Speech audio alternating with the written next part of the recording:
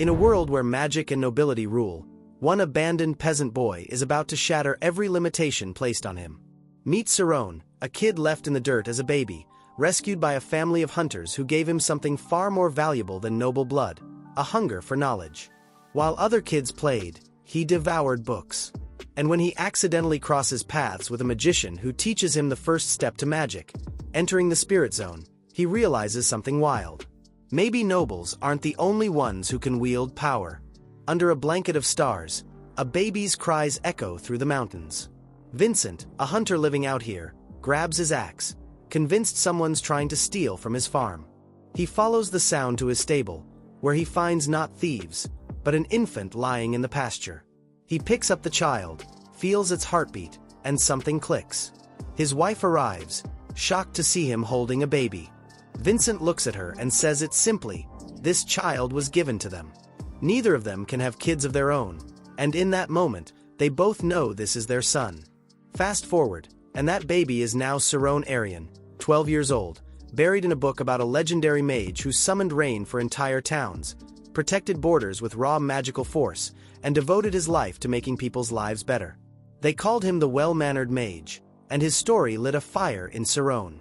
After finishing a day of chopping wood with his father, Saron asks the question burning in his chest. What is magic, and can he learn it? Vincent, a simple hunter, chuckles and says that for him, killing a bear with one blow is its own kind of magic. Some local kids spot Saron walking with Vincent and start whispering. They wonder why he's always reading books or tagging along with his dad instead of playing with them. One kid mutters what his mom told him. Vincent isn't Saron's real father. They found him somewhere when he was a baby. Vincent overhears it, and anger flashes through him, but he doesn't confront them. He just holds on to the truth in his heart. Saron is his son, no matter what. To cheer him up, Vincent decides to take him to the city the next day and get him the fruits he wants as a reward. They head to Cruz of Tormia, and Saron's eyes widen at the view. Vincent drops him off with an old man he knows while he runs errands, warning him to stay put and avoid nobles. While helping the grandfather, Saron seizes the chance to ask about magic. The old man directs him to a bookstore across the way. Saron rushes over, but the moment he reaches for a book, the shopkeeper yells at him, saying his hands are too filthy to touch anything. The books are expensive, meant for nobles only. Saron backs off, confused, wondering where his father gets the books he reads at home. Then he notices some nobles dumping a stack of books in a corner like trash. Saron recognizes the spot. This must be where his father finds his books. It stings.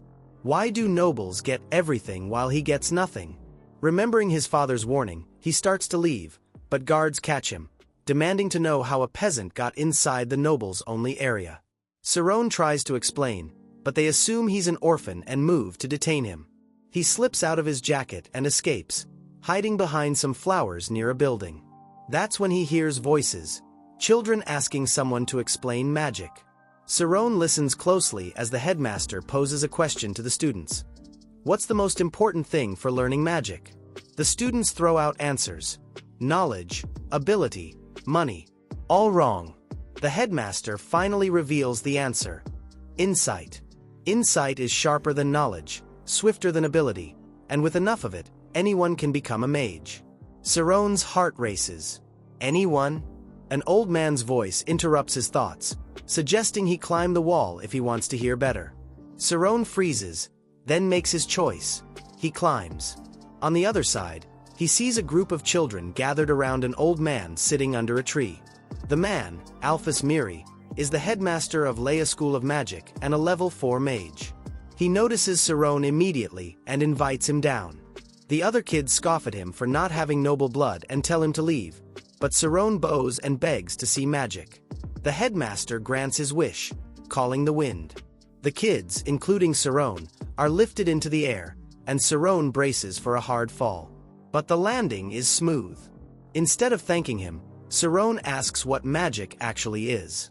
The students gasp at his bluntness, but the headmaster chuckles and explains. Magic is using mental understanding to explore hidden truths in phenomena. It's anomalous. Saron connects the dots, saying that people who think differently are attacked at first, but later their theories become knowledge. Is that the anomalous? The headmaster confirms it. Cerrone wastes no time. How does he learn it? The headmaster demonstrates. He asks one of his students to enter the spirit zone. She does, and Cerrone senses the shift in her. The headmaster holds coins in his fist and asks her how many. 6. She answers correctly. He explains that the spirit zone is an extra-sensitive mental state where you sense things instead of seeing them. Once you enter it, you can control phenomena. Cerrone understands. She's feeling the coins, not counting them. The headmaster encourages him to try, saying he needs to erase himself to find himself. But Cerrone counters, if he can't erase himself, he won't find himself. The headmaster is impressed and tells him to give it a shot. Cerrone closes his eyes and meditates. He tries to locate himself in his brain but realizes that's just an organ. He needs to feel something beyond the physical. He erases himself, reaching for a feeling he can't define. Finally, he catches it. When he opens his eyes, the headmaster asks if he felt something. Cerrone says he can hear everything, which makes the kids laugh. Of course he can hear, he's right here. But the headmaster knows better. Entering the spirit zone means entering another dimension where you sense smells from sounds, taste from colors, experience landscapes of feeling. Cerrone hasn't reached it yet. The headmaster pats his head and encourages him to keep trying. Then class ends. Cerrone jumps from the wall, sweating and shaking. He can't believe he actually did it. Running down the road, he recalls the experience. It felt like he split into thousands of pieces and scattered across the planet, like he became the world itself. He's on the verge of tears, overwhelmed by how infinite he felt. He doesn't notice when he crashes into someone and falls. The person he bumped into is part of a rowdy group. One grabs his collar, threatening him. Cerrone thinks he's about to die, but a new voice interrupts. A noble young lady, Amy, visiting to cure her boredom. The goon tells her they're teaching Cerrone a lesson for trying to kill them. Cerrone protests, but the goon doesn't care and starts beating him. The people around curse him, mocking him, asking to see his mother. That makes Cerrone furious. Amy steps in mockingly, asking if he's okay, then suggests selling him to the south. No one cares about a peasant boy. Cerrone calls out for his parents. Amy tells her men to check him for damage. He should be intact as a slave. But she only wants them to check his face. She doesn't realize Cerrone has entered the spirit zone again, heightening his sensitivity to everything around him. At first, he doesn't understand what's happening. Then he remembers how the headmaster called the wind. Outside, the goon jerks his body, wanting a reaction. Amy realizes what's going on and tells them to stop, but it's too late. Cerrone calls the wind, and everyone is lifted into the air. His eyes widen as he sees himself using magic. He falls to the floor, staring at his bullies in pain. Amy demands to know who he is and where he learned this, because a farmer's kid shouldn't be able to do this. She leaps into the air in front of him, and Cerrone is stunned by her skill, but he doesn't stick around. He runs. While running toward his father, Cerrone understands the coldness of this world. The scene shifts to the manor of House Karmas, a first-class noble family. Shakola, the master, looks at his daughter Amy and figures she must be skipping class again. She's furious about what happened with Cerrone, while her father lectures her about laziness. Then she stops him cold and demands he introduce her to a magic school. Spring turns to winter. Vincent asks his wife where their son is, and she tells him Cerrone went to the logging area to cut wood. Vincent is shocked. It's snowing. He sets out to find him, remembering the spring when Cerrone almost got lost. Cerrone had come back with an excuse, but Vincent sensed something had happened. Out in the snow, Cerrone is thinking about the time he used magic. He did it subconsciously and hasn't been able to do it again. But he can still enter the spirit zone. He enters it now, senses everything, raises his axe, and shatters an entire tree in one swing. Vincent sees it and thinks it's a thunder strike technique. Cerrone knows it's not magic, just one successful stroke among hundreds. He's determined to practice until luck turns into knowledge. 3 years pass. One fall, Cerrone touches a tree and shatters it with a single swing. He realizes he's been meditating for 5 hours. In the spirit zone, he feels like he's become nature itself, sensing swinging trees, insect voices, even roots sucking moisture from the earth.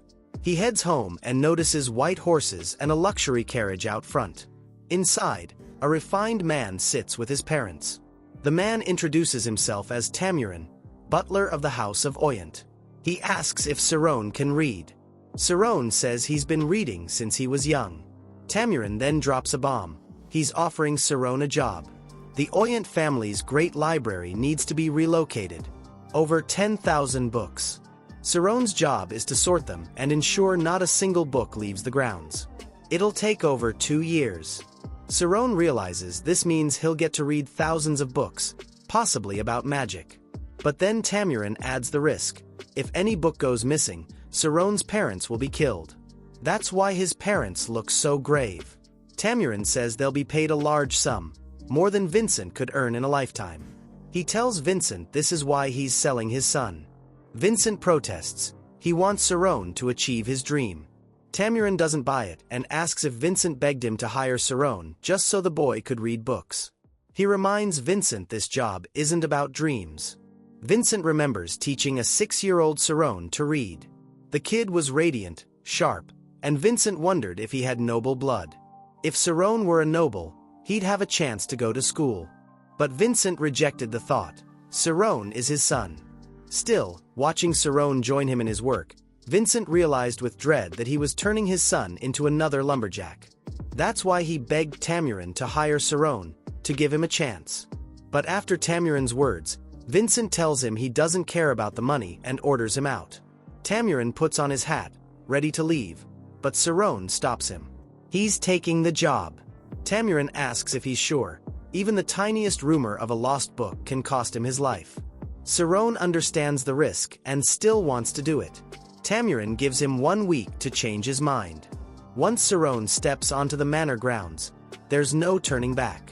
When Tamurin leaves, Vincent protests, saying he was naive to ask for the job. But he stops when he sees Saron crying tears of joy, calling this the best gift of his life. Vincent hugs him teary-eyed, promising they'll always be with him, but he wants his son to return in one piece. A week later, servants arrive for Vincent's signature. After he signs, they take Saron to the carriage. As soon as it moves, Saron enters the spirit zone to check on his parents, who are crying. He wants to reach out but stops, realizing this is a once-in-a-lifetime chance.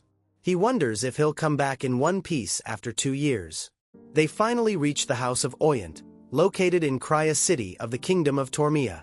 The Oyent family are warriors. The founder was a level 3 general, and the current head is a level 4 knight. They hold the city's military authority. Saron is stunned by the grandiosity of the territory. A servant warns him to be cautious with his words. They usher him to the servant quarters. Tamurin leads him to the great library, and Saron's eyes widen. Tamurin explains the job. Move and classify the books. Each week, he'll get a list of books to gather. Working hours are 9 a.m. to 6 p.m.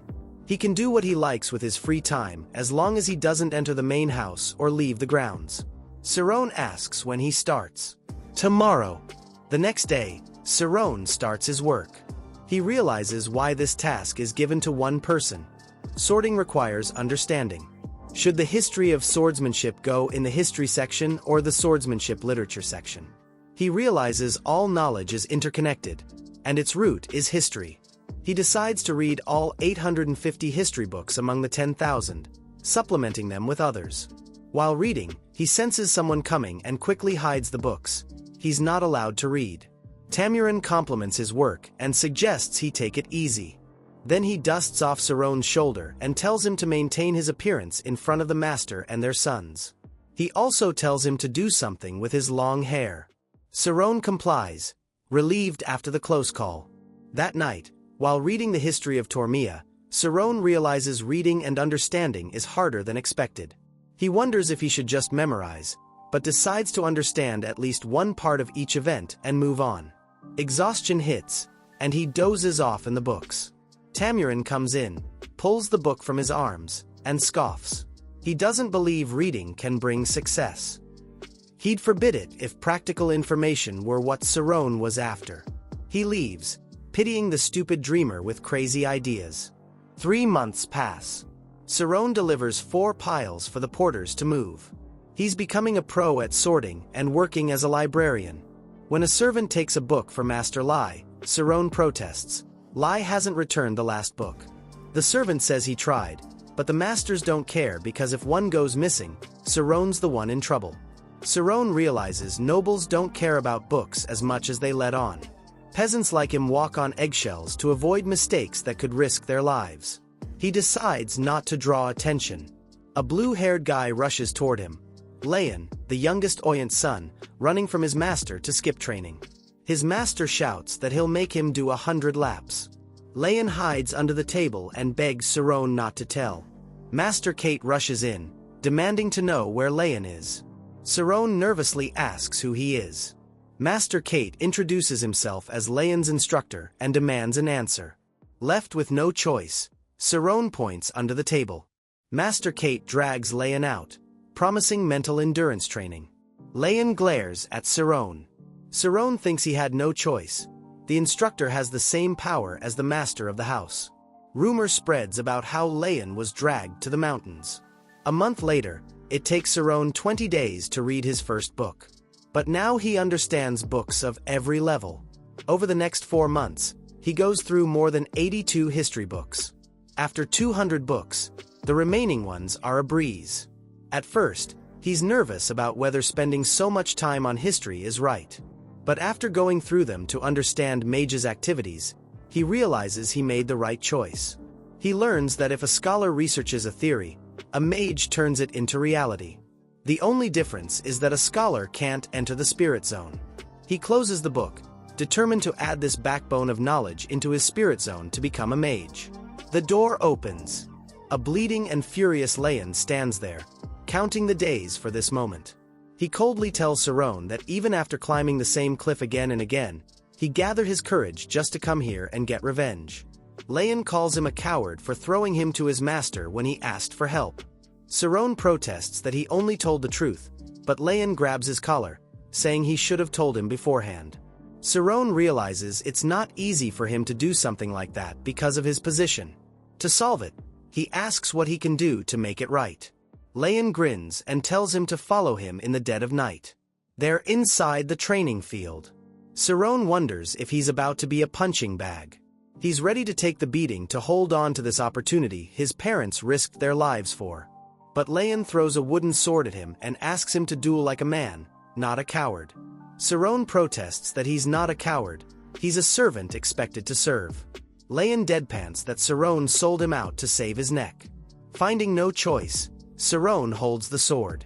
Leon gives him a 3-swing head start. Cerrone understands Leon's eyes are the eyes of an Oyent knight. He realizes he needs the spirit zone.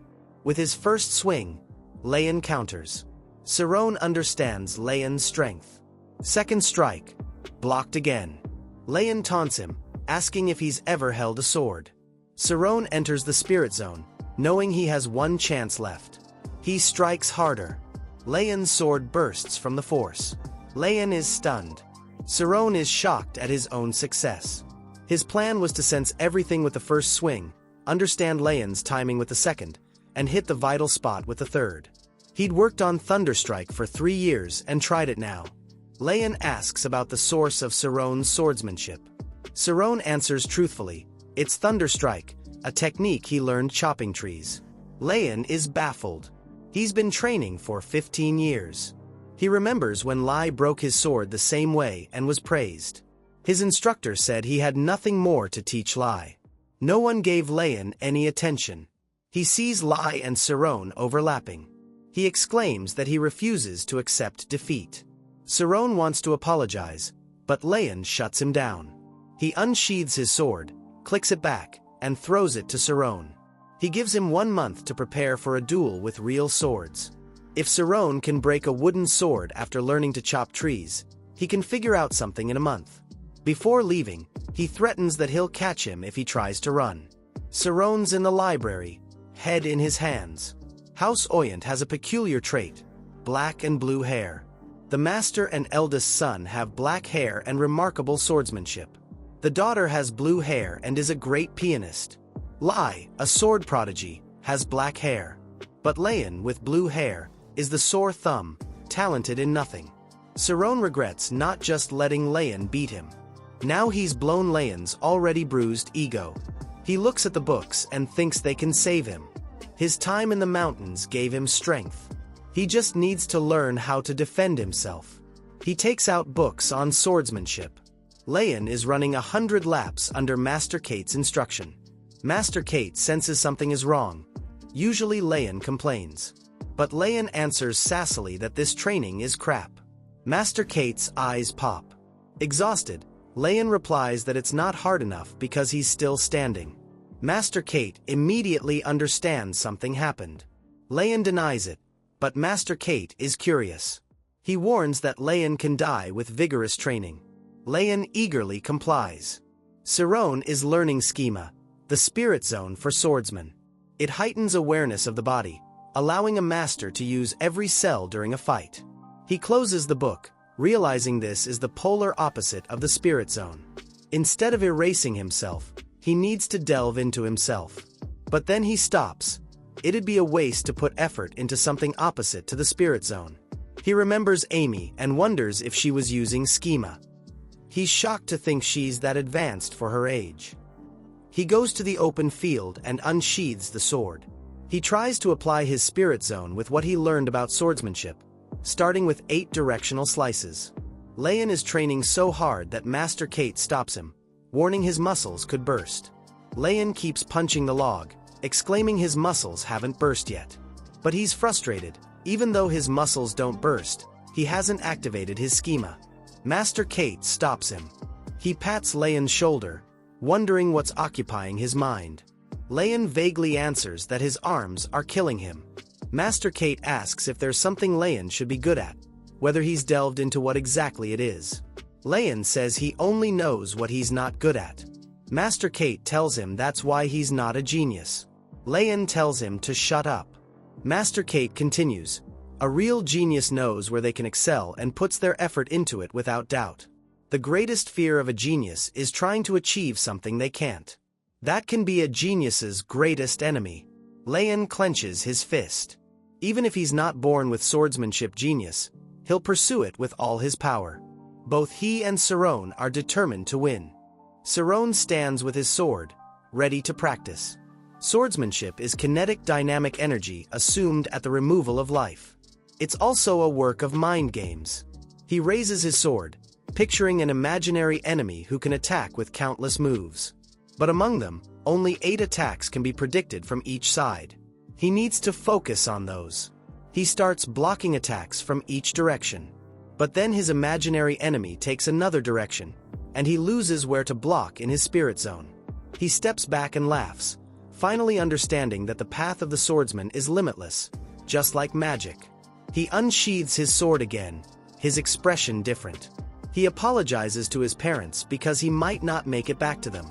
But under the moonlight, he's satisfied. Even staring at death, he has a chance to experience another great world. He finally stands in front of Leon, who ushers him to start. When Leon unsheathes his sword, he's stunned by the confidence in Cerrone's eyes after a month of training. Observing Cerrone's stance, Leon realizes Cerrone has never held a sword in his life. He doesn't understand how Cerrone can be so calm. He concludes Cerrone must be a natural like his brother. Regardless of talent, he rushes forward, determined to beat him. Cerrone sees through his spirit zone that Leon is on another level compared to him. He blocks Leon's attacks one after another. Leon senses that Cerrone is observing his sword moves. Cerrone decides to push off his fear of death. If he can't see what happens next, he'll have the courage to jump down from a cliff. When he steps toward Leon, Leon gulps. Cerrone has surpassed all his emotions. Leon rushes at him, determined to believe he isn't afraid of death either. He attacks Cerrone's right side, blocked. He attacks at full speed with unpredictable moves from every side. Cerrone understands Leon's strikes are brutal, heavy, and fast enough to make it hard to dodge swiftly. Leon's next move slashes Cerrone's chest. Cerrone enters the spirit zone subconsciously. Leon strikes back, but Cerrone dodges. He slides away, panting. He doesn't understand how Leon injured him. Leon doesn't waste time and strikes again. Cerrone blocks with his sword. Leon, with an evil expression, realizes Cerrone is petrified. He thinks there's a minimum chance for Cerrone to endure his sword. His strikes have the power to shatter bones. He shouts and strikes again. But Cerrone is observing. He notices that after injuring him, Leon should follow up with an upward slash. But now he's only using wide strikes. Cerrone concludes that regardless of Leon's command of the sword, what he lacks is insight. Cerrone's eyes shine with determination. Now he can fight him at a lower level. He rushes toward Leon with a new strategy, attacking instead of just defending. Leon notices Cerrone is attacking him with basic attacks despite being tired. But he's having difficulty blocking them. He realizes Cerrone is saving energy by keeping a low-level rhythm. He remembers being left behind by his father after his defeat at Lai's hands. He sees Lai smirk victoriously. He doesn't want the same experience. He shouts, exclaiming he's going to be the world's greatest swordsman, and strikes with all his might. Cerrone blocks it. He doesn't understand if Leon is following the rules or has gone berserk. He checks Leon's path with his spirit zone and is baffled. He can't read his movement anymore because of the random pattern. Leon attacks from a lower level. Cerrone not only blocks it but throws Leon's sword away. Both pant heavily. Leon looks down in defeat, disbelief on his face. He remembers Cerrone changed his grip in a flash while thrusting his sword upward, clashing with his. Cerrone is in disbelief that he actually won. But he doesn't feel happy. It's the second time he's bruised Leon's ego, and he knows the consequences. Leon rubs his head nervously and admits defeat. He turns to Cerrone and asks if Cerrone has the right to kill him.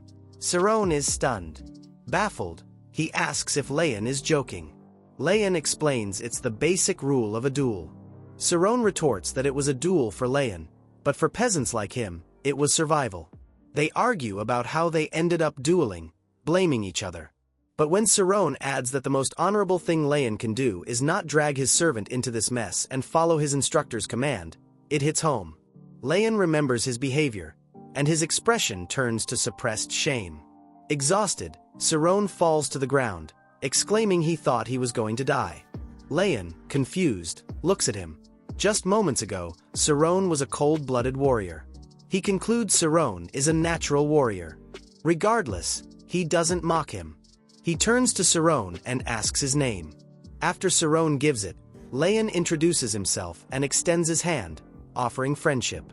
Cerrone is stunned. It's been a year since Cerrone moved to Oyant Manor. He successfully classified 7,028 books out of 10,453. Tamuran compliments his achievement. Cerrone concludes that with each classification, he's becoming more efficient. He has 200 history books left and strategizes to read 3 per day to fully form his knowledge backbone. His fight experience with Leon boosted his stamina in the spirit zone. While remembering it, he gets a chill but focuses on his goal. Leon interrupts, amazed by the gigantic stock of books. He wonders if they really read this many. Cerrone answers that his father and big brother use the library often. Leon scoffs. He nearly gives Cerrone a heart attack when he carelessly throws his bag aside.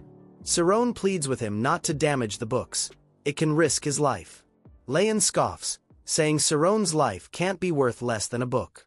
He shows a thumbs up, promising to back him up even if he burns all the libraries down. Cerrone nervously thinks he should be mute but warns Leon not to touch the books and reminds him about training. Leon lazily lays down, whining that he only has basic training, so he came here to study. Cerrone angrily asks why he isn't studying. Leon is too bored to read. Cerrone understands Leon isn't lazy. He's a fire elemental, and it takes only small things to fire him up. 10 minutes later, Cerrone is reading while Leon sits opposite him, looking at the books like they're his enemies. Leon asks if Cerrone is really going to read 800 books to become a mage. Cerrone admits he started late and had to make up for lost time.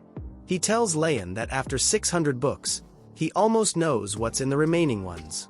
Leon is amazed and thinks one day Cerrone will wake up inside a book. Seeing Cerrone read this fast, Leon finally looks at his book and finds it not so bad. Saron's reading is halted by Leon reading aloud. He's reading the prologue of an author who wondered who would come victorious in a battle between a swordsman and a mage.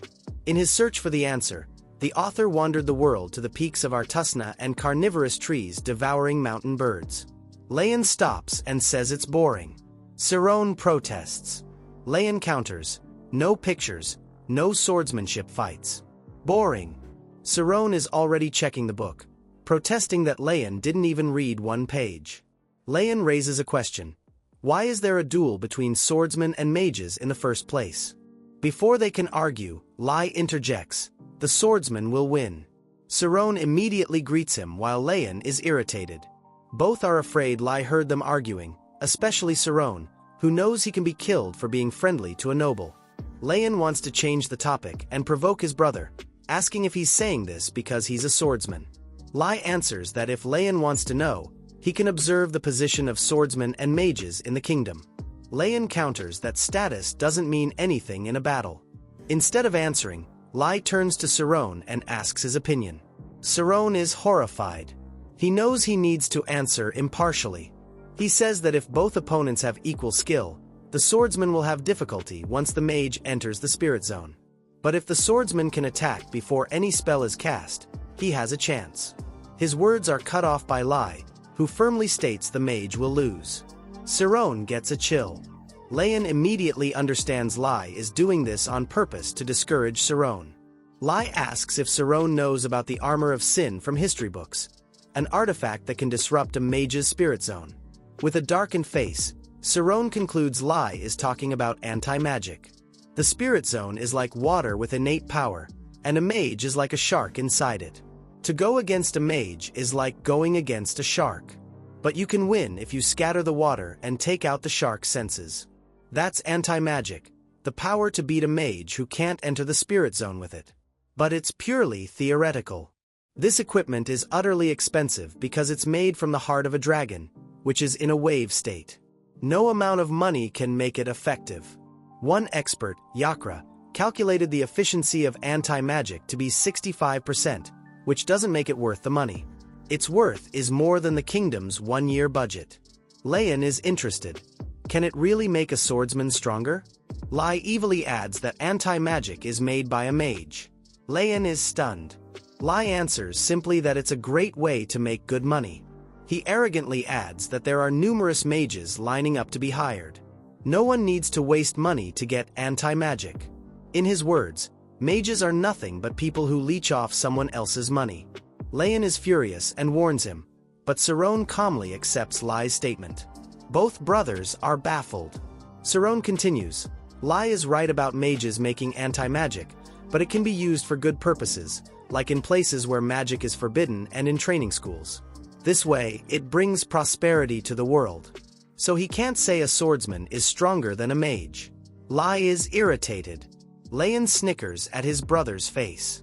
Lai, not coming up with a good excuse, just says Saron can think whatever he wants, but swordsmen are superior to mages. When he leaves, both friends laugh. Saron expresses that he thinks he's going to die. Leon hugs him for making Lai flustered. He compliments him, saying he could be the greatest swordsman if his tongue were a sword. He's happy Saron bruised Lai's ego. Meanwhile, Saron thinks he's not different from what Lai said. He wonders if people aren't courageous enough to recognize their shortcomings. The world might not benefit from the concept called ideal. 6 months later, Saron completes his job sooner than anticipated. The person in front of Tamurin is satisfied with Saron's accomplishment, completing the work 6 months early and sorting books neglected for 20 years.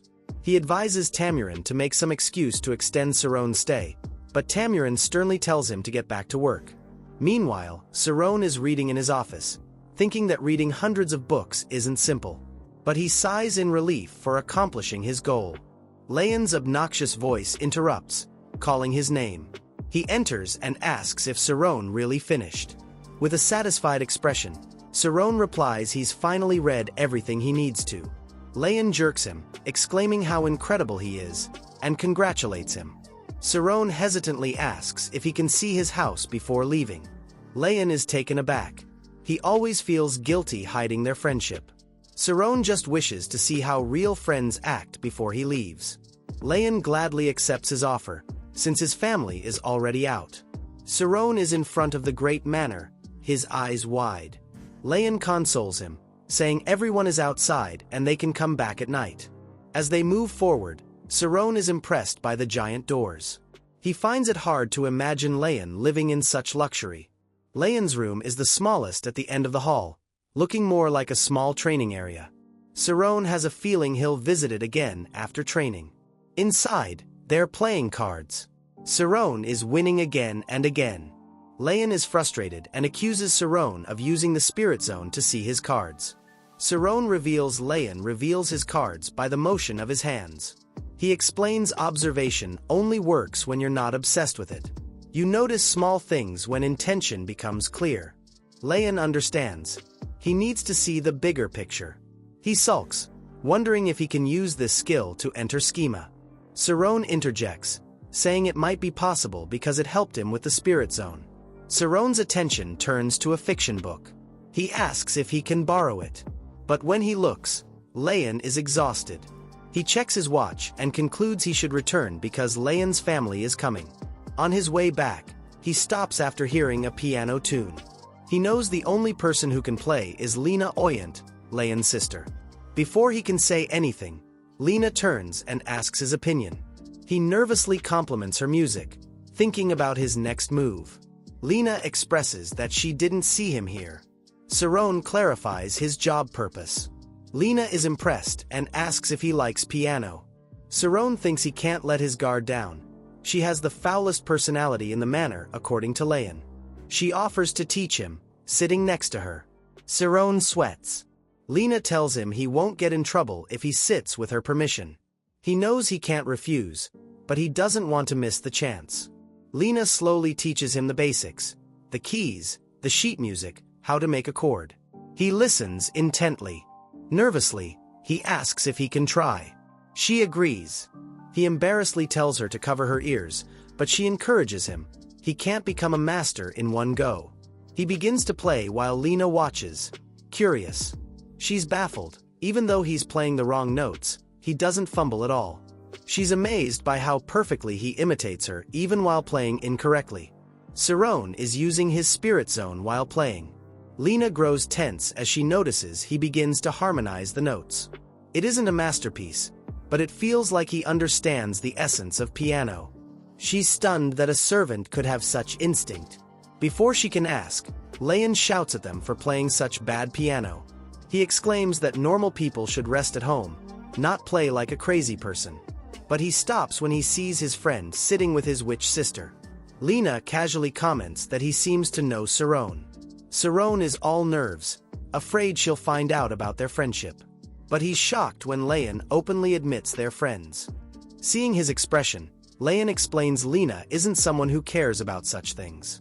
Saron doesn't believe him, but Lena addresses him directly, saying she has no problem with their friendship. Besides, despite being rowdy, Leon is good at keeping his word. She asks what Saron was playing. Leon is stunned it was really Saron.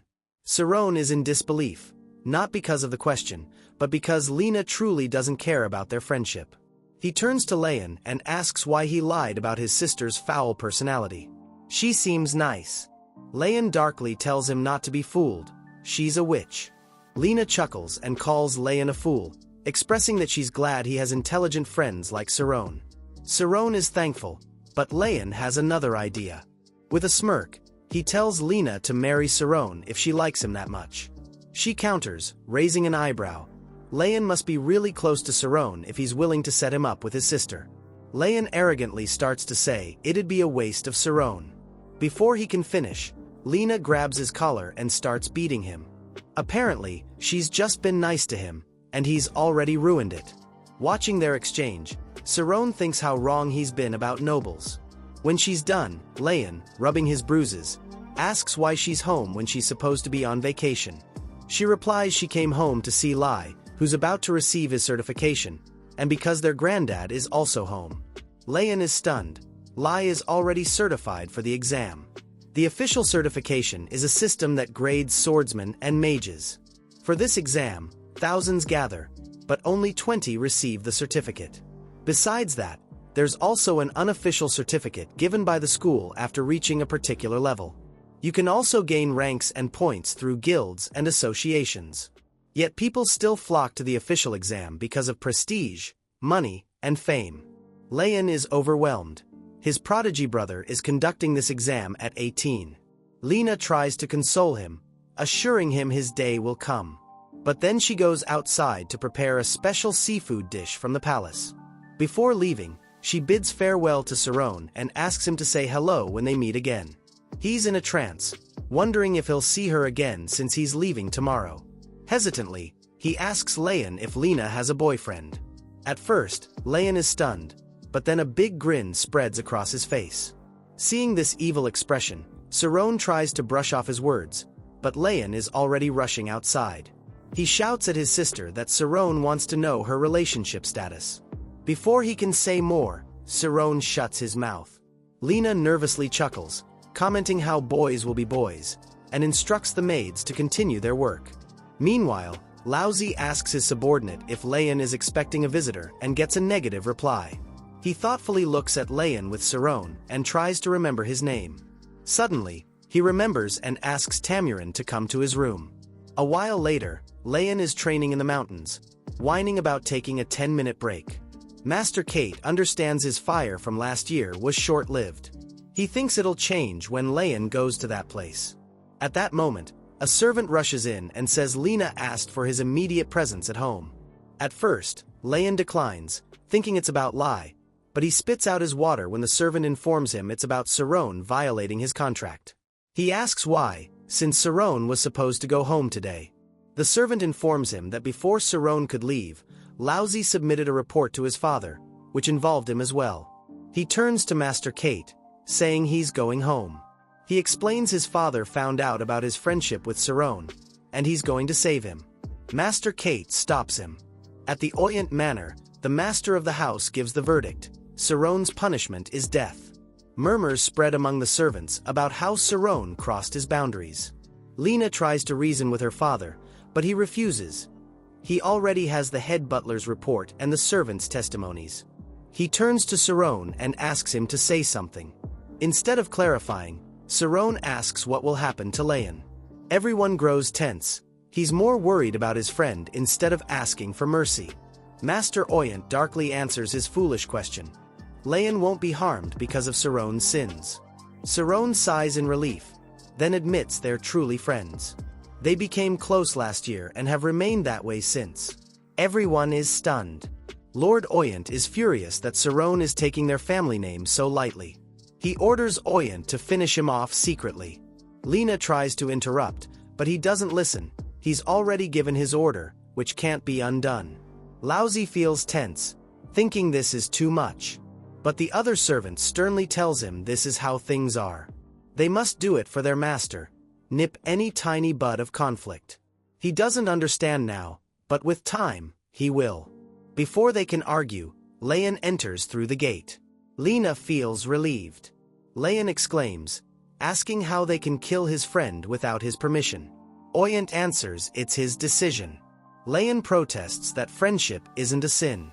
Lord Oyent replies that giving a death sentence doesn't require a cardinal sin. There are things they must uphold as nobles to keep receiving benefits. Leon refuses to believe in these benefits if it means his friend's death. Lord Oyent explains that friendship with a peasant would only benefit Cerrone. He must have wanted something from Leon. There are many people ready to leech off their weaknesses. Leon protests Cerrone isn't like that. His father deadpans and asks him to show evidence for his belief. This hits Leon hard.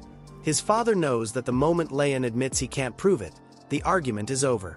Leon is completely taken aback because his belief is in his heart, and he doesn't know how to show it. He believes if he were like Cerrone, he'd find the answer. He turns to Cerrone and observes his eyes, fully focused on him just like during their fight. He remembers Cerrone's words: "You can move forward when you stop obsessing over small things." Leon understands he needs to see the whole picture. But the person in front of him is his father, a great knight with great genes and a level 4 knight. He grabs his sword. Now it's a matter between father and son. The scene flashes back 30 minutes. Master Kate stops Leon. He protests his friend can be killed, but Master Kate reminds him Cerrone is just a commoner. Leon quotes his own words, "Someone who can speak through a sword can be worthy of friendship." Master Kate calmly reminds him he should know anyone who becomes a threat to his family will be discarded, so he should be considerate before becoming friends. Clenching his fist, Leon asks if he'd like it if he let Cerrone die. He exclaims he won't back down when his friend is in danger. Sensing the fire in him, Master Kate observes there's something in Leon worth encouraging. He hands him his sword and asks him to take it home. But if he's not ready, he shouldn't step ahead. He deadpants, "It's going to be a mortal battle of swords." In the present, Leon laughs like a maniac, exclaiming he knows he can't beat his father, but he believes in their friendship with every fiber of his being.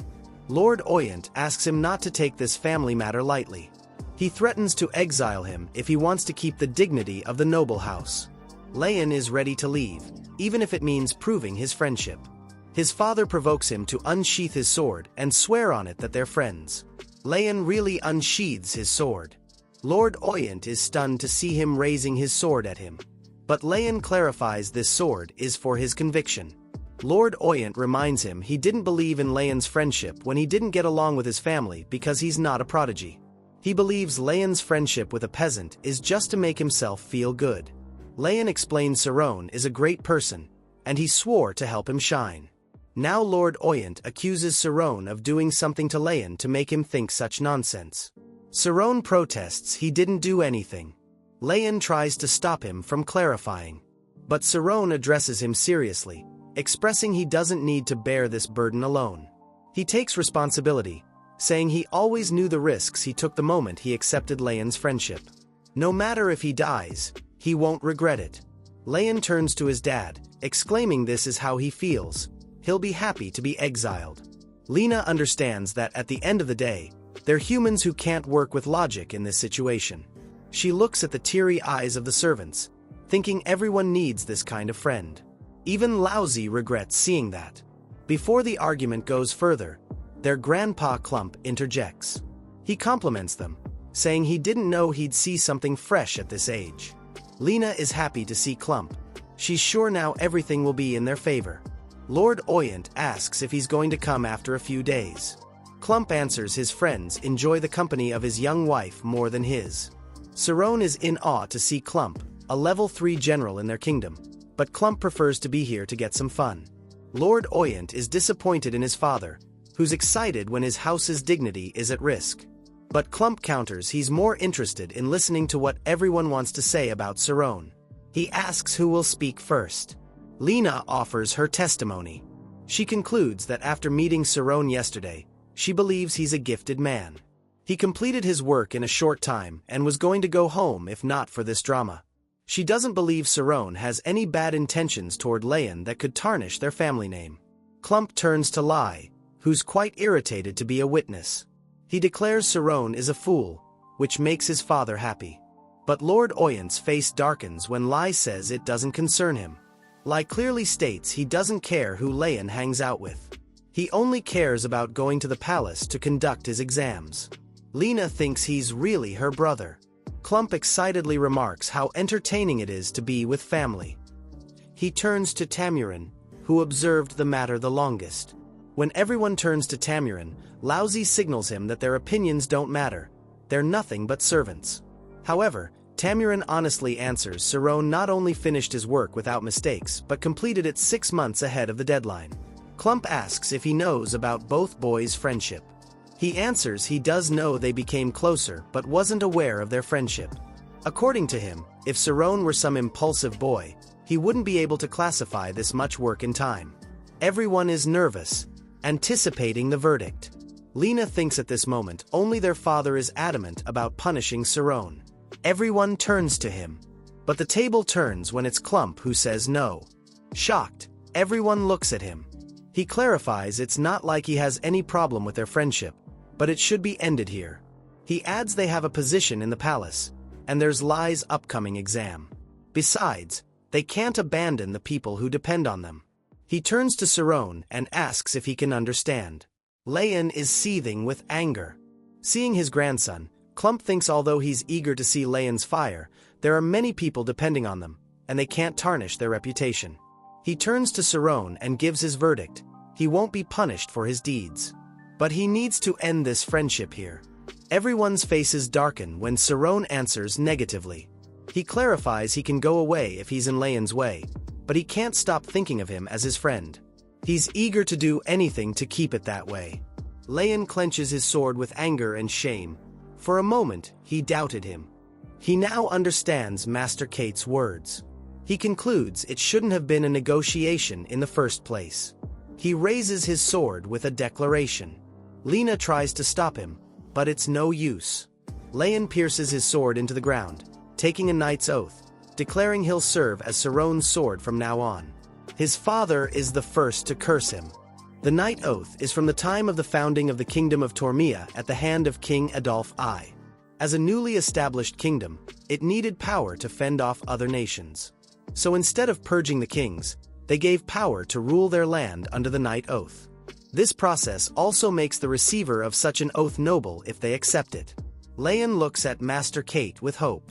Master Kate facepalms, realizing he didn't give him the sword for this purpose. Cerrone immediately sits at Leon's level and worries about him. Clump smiles widely, commenting Leon must be thinking highly of Cerrone to swear his sword to him. He asks the question, is it the esteem of his brilliance, or does Leon think Cerrone is brilliant compared to him? Leon exclaims a sword isn't something that can be judged but something to protect. Everyone is disappointed. Clump laughs loudly, calling him immature, and pities Cerrone for having a dull sword like Leon's, which prompts a protest. Clump walks to Cerrone and asks him to get a haircut. He pats his shoulder and tells him to take good care of Leon. Cerrone is grateful for his support. Clump turns to Lousy, stating both boys are sword friends, so they can't send Cerrone off. He orders his head butler to bring Cerrone's parents there. The servants let out a sigh of relief to see the mystery of life in the nobles. A while later, both boys are in Leon's room. Leon is exhilarated, remembering everyone's faces when he took the oath. Cerrone reminds him he didn't need to take one for him. Leon sits up and seriously states he didn't take the oath because Cerrone was his friend. Instead, Cerrone had the power to attract people to him. His statement flusters Cerrone, who in return asks him to work harder with his sword if he's really going to protect him. This hurts Leon's pride. While he's down, Lina interrupts, coming to confirm whether Leon really lost to Cerrone in a sword fight. Already disheartened, Leon tells her to get out. Cerrone reprimands him, reminding him of Lina's help. Lina, wearing a prideful expression, takes a seat and states she has useful information.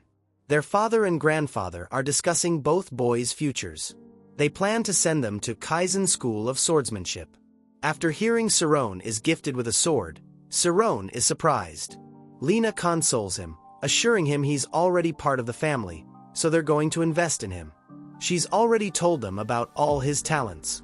Leon doesn't like the idea of going to school and protests. In response, he gets a kick from her as she reminds him this is happening because of him, so he needs to bear the consequence. But Leon clarifies Cerrone doesn't want to go to a swordsmanship school. He wants to become a mage and can already enter the spirit zone. Lina is surprised and looks at Cerrone for confirmation. The next moment, she's happy to tease her little brother, mocking that he lost to a mage, which makes him quite the failure of a knight. Frustrated, he asks her to get out. A while later, Cerrone explains to Lina how he won the fight while entering the spirit zone. She's impressed by his strategy. Cerrone is uncertain about her words. She explains she's already heard that his concentration in the spirit zone proves his strength as a mage. It's quite impressive for him to maintain it during a duel fight. He's mortified by her praise, and both siblings figure his shy nature won't exactly help him land a girlfriend anytime soon. She wraps up by saying she'll discuss Cyrone's magic interests with their grandfather, but Leon's definitely heading to swordsmanship school. Leon asks about Master Kate, and she tells him Kate's contract ended. He left that morning. Leon feels a genuine sadness about losing his instructor. Right then, Louis knocks and tells Cerrone his parents have arrived at the manor. His face lights up instantly, and he sprints outside. As he rushes down the stairs, servants tell him to take it easy while addressing him as Master. He protests, insisting he's not nobility. They push back, saying they can't risk their jobs over it, even if he keeps quiet. Moments later, he's standing outside the reception room. He steps in, and the second he sees his parents, he runs straight into their arms. Once the emotional reunion settles, his father asks if Owent wanted him to stay longer. Saron says he's getting an opportunity and proceeds to explain everything. His parents look utterly disbelieving. His father bursts out laughing, then desperately asks if there's something else he's not telling them. Saron insists it's all true, but his father doesn't buy it. He thinks the noble house has corrupted his son. Before the man can spiral further, Bishop Owent and his blue-haired kids arrive to greet Saron's parents. Both parents immediately panic, apologizing for their manners. Lena asks if they've been informed about the situation. Vincent's completely stunned to realize Saron was actually telling the truth. After a bit, both families settle at the grand dining table. Saron's parents are visibly tense. They lack the proper etiquette for dining with nobles. Vincent, shaking with nerves, doesn't understand the knight's oath or why someone like Leon would honor it. He gathers his courage and voices his concern. Will someone with noble blood like Leon really follow a path meant for his son? Bishop Ogent acknowledges the worry while explaining that as a house of swordsmen, they take the knight's oath seriously. It's a matter of Leon's pride. He also assures them they'll support Saron. Clump's quietly pleased with his son's speech, though he plays it off. Meanwhile, Saron's stunned by the principle and pride of the Oyent family, accepting a peasant into their ranks without hesitation. Bishop Ogent moves to the main point, Saron's gifted talent. He's already entered the spirit zone. He tells them Saron can attend one of the major magic schools to become a mage. He adds thoughtfully that while school isn't mandatory, Alphea School is reputable enough. Clump reminds him about their audience, and he snaps back to reality, turning to Vincent and firmly stating this is Saron's path to becoming a mage. Vincent and his family are shocked. They never expected to achieve something like this. But there's an obstacle. Saron's a commoner, and the school only accepts noble children. Clump explains the solution. The Ogent family will adopt Sir One. He slides legal papers across the table, informing them they have a distant cousin without kids who can adopt Sir One on paper to proceed legally. Vincent's eyes widen. He can't believe this once-in-a-lifetime opportunity is happening, but he can't shake the feeling Saron will be taken from them. He turns to his boy, hoping he'll say something to make the decision easier. Seeing the blank look on Saron's face, Vincent assumes he wants him to sign. But Sir One clenches his father's hand and declares they won't accept it. Lena reasons with him. He'll always be his parents' son. It's only for records. Clump tries to coax him, but Saron replies that if he needs to change his father, he'll happily live as a peasant. Everyone's stunned.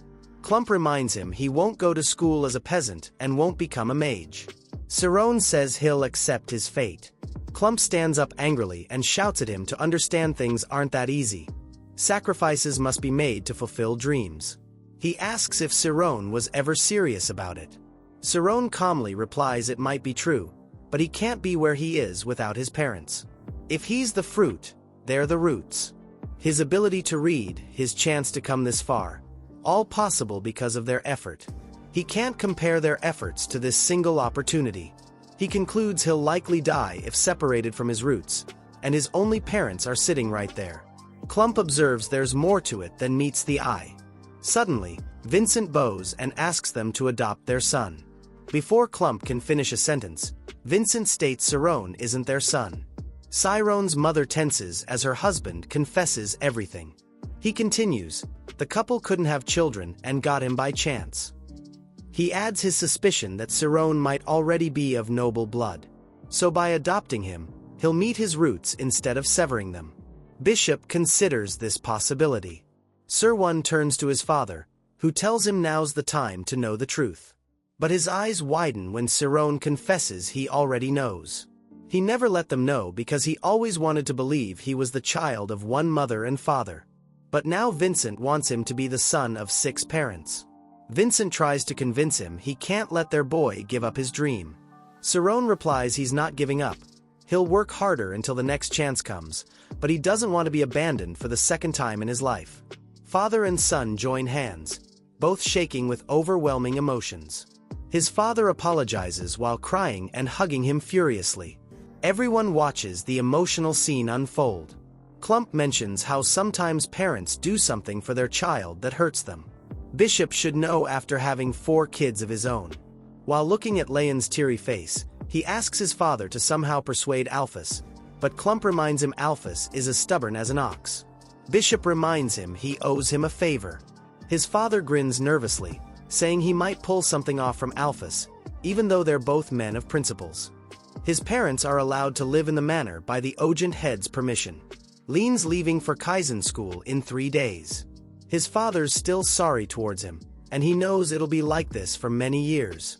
But the good thing is Leon and he finally become free friends and spend time together. After 3 days, Leon's found crying vigorously at the thought of separating from his friend and going to school. Cyrone tries to console him, saying they'll keep in touch by letter. But Leon seriously pats his shoulder and tells him to be a mage. He's going to be the greatest mage to protect him. Lena hits him, saying they're more worried about him. Then she turns to Cyrone, asking him to stay while Clump enrolls him in mage school. He thanks her for their kindness, which makes her think that even though he seemed like a cute little brother at first glance, he might become more than that. Even in a hard situation, he holds his ideals tightly. With this thought, she's going to ask him for more when he graduates. But she stops herself. He's going to live in a magical world. She pats his shoulder and expresses her belief he'll surely become a mage, asking him to take care of Lion. Then she drags Leon into one carriage, and Cyrone and his family enter another. Leon shouts for him from his carriage, and Cyrone immediately looks outside. Leon asks him to blow everyone out of the water when he becomes a mage. He grins and asks him to do the same. These are the stories of 2 boys who meet, and their separation seems like the end of the world. Meanwhile, at Alphea's School of Magic, Clump's been waiting for the headmaster for 30 minutes when he finally arrives. Clump asks if he's getting his desired answer. Alphys replies with a smile that even with their 50 years of friendship, he can't give him that favor. Clump tries to remind him about the favor he's given him, but Alphys retorts that sentiment won't work here. The headmaster adds that the school's special selection process isn't something nobles can interfere with. He's already piled off special requests. Clump's irritated by this response. He argues this case is different. Alphys acknowledges it by the look on Clump's face. Clump smugly tells him Cyrone's not a useless guy. When he first met him, he could see a younger version of Alphys in him. Alphys asks about the issue. If the boy's such a talented guy, he can easily be enrolled. Clump states he's not a noble. With a grave face, the headmaster immediately recognizes Sir One and asks if he has blonde hair and blue eyes to confirm. Afterwards, Clump tells him everything that happened and laughs at the fact Sir One left that opportunity to become a noble. This makes Alphys realize Cyrone must know the nature of cause and effect. Clump agrees. Many people don't understand and sever their roots. Consequently, their worlds destroyed by the ground, they take in new opportunities and disown what they're made of. Clump concludes Cyrone's someone who never stops following what was right. He asks if he reminds Alphys of his younger self. Alphys reminds him someone like him sometimes also becomes others' judge, which makes it a dangerous business. Clump understands Alphys hasn't forgiven himself. He adds that Alphys did what was necessary and raised the talents of many. So it's time to let go. He thoughtfully expresses it's his pride that stops him from forgiving himself. That's why he developed this school, to stop any other child from going down the same path he did. Besides, he's also concerned that if Cyrone's just like him, can he guarantee he won't take the same path? Clump states how Alphys was a genius with his magic. He was called the light of the House of Miri. Yes, he'd taken the wrong path, which ended terribly, but now he should see where he is. He teases him about becoming the old headmaster of the school, which prompts a remark from the headmaster that he became a level 3 general who didn't know how to swing a sword. They both laugh for a while, but then Alphys turns serious. He says how every decision's going to have some effect. Clump asks if he thinks it's fate that he met Cyrone 4 years ago. He grins and replies he doesn't believe in fate. Then he thinks about the young Cyrone he met and asks himself if it's really fate that the boy he met 4 years later honed his talent in the meantime. He finally agrees to get Siron's admission. After 3 months in spring, 17-year-old Siron's ready to go to school and asks his parents to wish him luck. His mother hugs him immediately, feeling happy for him. He's nervous about his hairstyle, but she consoles him, saying it's what Lena suggested. Then he turns to his father, who's about to remind him of something. Sensing his intention, Siron immediately refuses to be kissed at the age of 17. But Vincent kisses his forehead and hugs him, expressing how proud he is of him. His parents are offered to stay in the city by Bishop Owent, but Vincent declines, saying he'll stay nowhere but in the mountains. They also give Siron money for living expenses, no matter how much he tries to refuse. Besides, they didn't tell anyone in the town about him going to magic school. As he looks at his parents while bidding them goodbye, he understands they declined to stay near him so they won't trouble him. Tamurin's ready with a carriage, and he immediately hops up and shouts for his parents. The journey to the school's awkward. Finally, after a while, they're in front of the school. After getting down from the carriage, Tamurin informs him his school fees and supplies expenses will be processed through him. Siron thanks him. He even thanks him for what he'd done back in the manor. He wouldn't have gotten here without his support. When Siron thanks him for his kindness, Tamurin sternly reminds him he's still a commoner, and regardless of his effort, he won't become a noble. However, he adds that he's been given the opportunity that wasn't given to anyone. So there'll be people who'll look down on him because of it. All he needs to do is ignore such people in order to graduate from the school in one piece. After saying that, he turns his back. Tamurin asks him to follow as he registers him. While going ahead, Siron wonders what he'll learn in this school and what kind of people he'll meet. On their way, the guards declare in a chant that school safety is their priority. After registering him at the school, Tamurin tells him he's going to leave and he can write him if he wants anything. When Tamurin leaves, he wonders if someone will pick him for the next procedure. But instead of waiting, he decides to look around. He looks at the class system, which is called the Class of Green. The senior class has 30 students out of 420 total students. Then he's shocked to see the total number of graduates for the year is only 10. His shock's interrupted by the headmaster, who greets him and asks if he remembers they met before. Siron answers affirmatively and thanks him for what he'd taught him that day. Then both of them walk ahead. During this, the headmaster informs him he's going to take an entrance exam. But Sir One doesn't feel he's learned anything. The headmaster consoles him. This exam's an evaluation to see which class he's going to be placed in. Then he asks if he knows how to enter into the spirit zone. When Siron answers affirmatively, the headmaster's impressed he's figured out this trick on his own. He wants to teach him the basics no matter how late he started. Besides, he understands that if he brings him to the testing ground now, filled with 10-year-olds, his ego will be hurt. So he decides to show the school to him and lead him ahead.